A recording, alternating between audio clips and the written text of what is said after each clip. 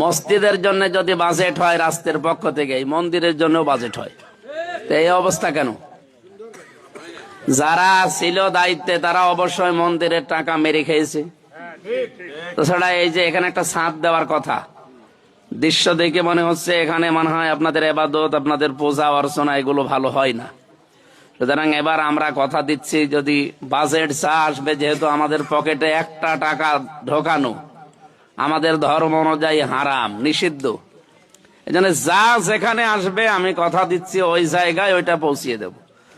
মসজিদের জন্য যদি 10 টাকা আসে, মন্দিরের জন্য যদি 5 টাকা আসে, যা আসবে তার দায়িত্বশীল যারা আছে তাদের হাতে দিয়ে শুধু শেষ না, কাজ হচ্ছে কিনা এটাও আমি দেখব।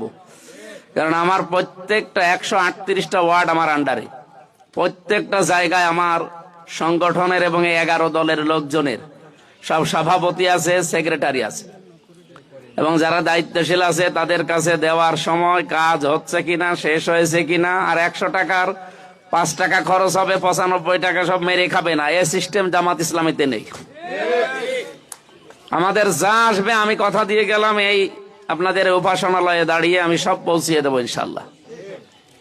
আর কাজ করার ভেতরে আমার গুরুত্বপূর্ণ একটা পরিকল্পনা আছে, কৃষি একটা বিশ্ববিদ্যালয় বানাবো এই এলাকায়।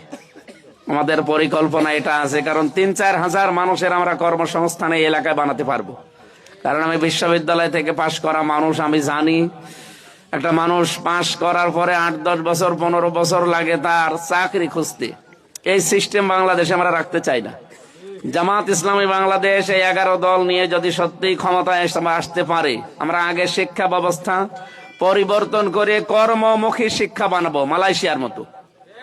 আপনারা দেখেন মালয়েশিয়াতে সব ধর্মের মানুষ বাস করে, আমি তো বেশি থাকি ওই সমস্ত জায়গায়। আর হিন্দু ভাইদের পেলে আমার মনে হয় আপনাদেরকে অনেক দিন থেকে চিনি, কারণ আমার অধিকাংশ সময় কেটেছে আপনাদের মতো মানুষের সাথে। কারণ এই দেশে তো আমি থাকতে পারতাম না, থাকতাম কলকাতায়, আর ওখানে তো আপনাদের লোকজনই বেশি।